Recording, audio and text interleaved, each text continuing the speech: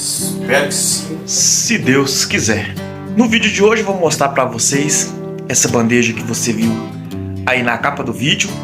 Palavra do dia: entregue seu caminho ao Senhor, confie nele e ele agirá. Salmo 37, 5.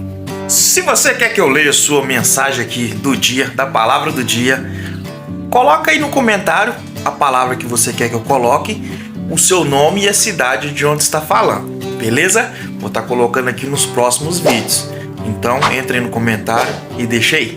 Curte, se inscreva no canal. Deus abençoe e bora pro vídeo. Então pessoal, nós vamos trabalhar com essas tábuas aqui. Ter um pallet. Começar cortando.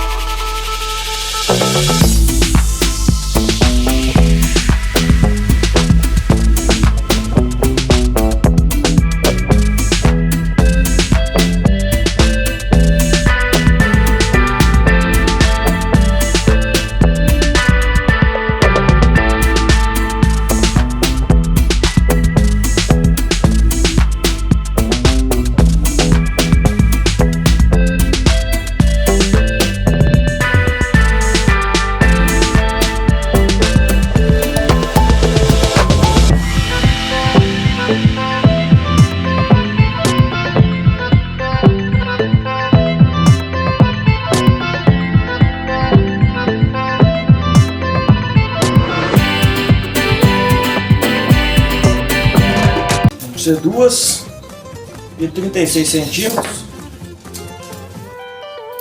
por 4.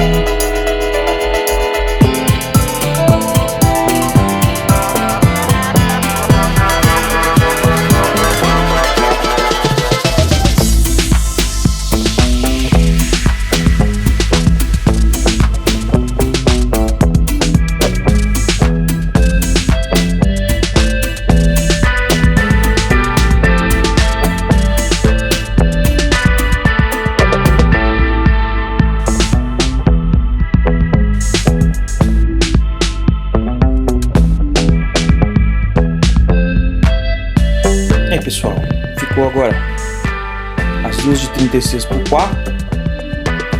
Essa aqui eu falei pra vocês, foi 25 por 10. Aí fiz esse desenho, eu ensinei vocês aí. Agora eu vou passar a tupia, arredondando aqui a esquina, vou lixar e vou montar essa parte aqui.